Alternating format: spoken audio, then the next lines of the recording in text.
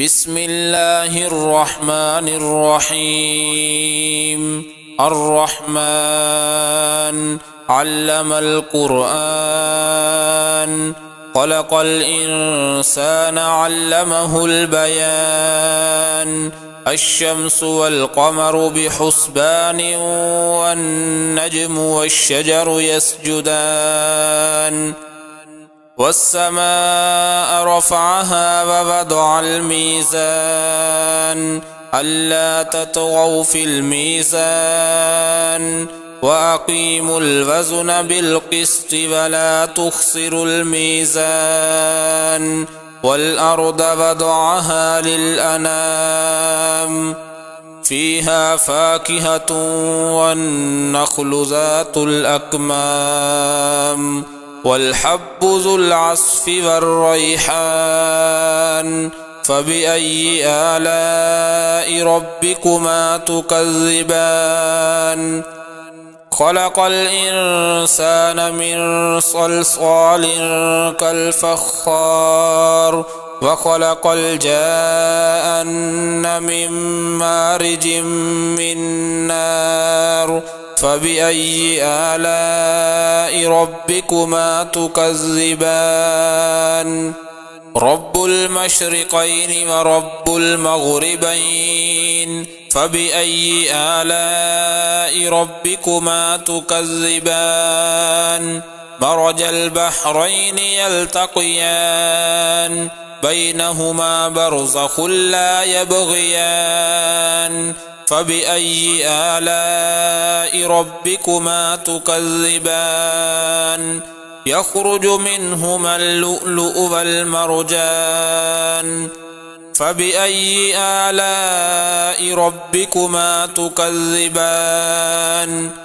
وله الجوار المنشآت في البحر كالأعلام. فبأي آلاء ربكما تكذبان؟ كل من عليها فان، ويبقى وجه ربك ذو الجلال والإكرام. فبأي آلاء ربكما تكذبان؟ يسأله من في السماوات والأرض، كل يوم هو في شأن. فبأي آلاء ربكما تكذبان؟ سنفرغ لكم أيها الثقلان. فبأي آلاء ربكما تكذبان؟ يا معشر الجن والإنس إن استطعتم أن تنفذوا من أقطار السماوات والأرض فانفذوا، لا تنفذون إلا بسلطان. فبأي آلاء ربكما تكذبان؟ يرسل عليكما شواظ من نار ونحاس فلا تنتصران. فبأي آلاء ربكما تكذبان؟ فإذا انشقت السماء فكانت وردة كالدهان. فبأي آلاء ربكما تكذبان؟ فيومئذ لا يسأل عن ذنبه إنس ولا جان. فبأي آلاء ربكما تكذبان؟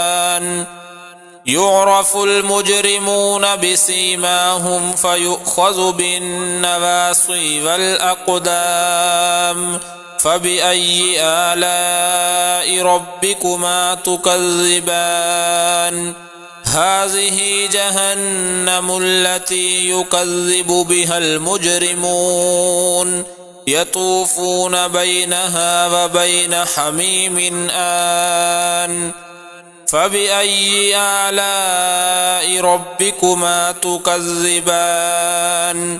ولمن خاف مقام ربه جنتان، فبأي آلاء ربكما تكذبان ذواتا أفنان فبأي آلاء ربكما تكذبان فيهما عينان تجريان فبأي آلاء ربكما تكذبان فيهما من كل فاكهة زوجان فبأي آلاء ربكما تكذبان متكئين على فرش بطائنها من استبرق وجنى الجنتين دان فبأي آلاء ربكما تكذبان فيهن قاصرات الطرف لم يطمثهن إنس قبلهم ولا جان فبأي آلاء ربكما تكذبان كأنهن الياقوت والمرجان فبأي آلاء ربكما تكذبان هل جزاء الإحسان إلا الإحسان فبأي آلاء ربكما تكذبان ومن دونهما جنتان فبأي آلاء ربكما تكذبان مدهامتان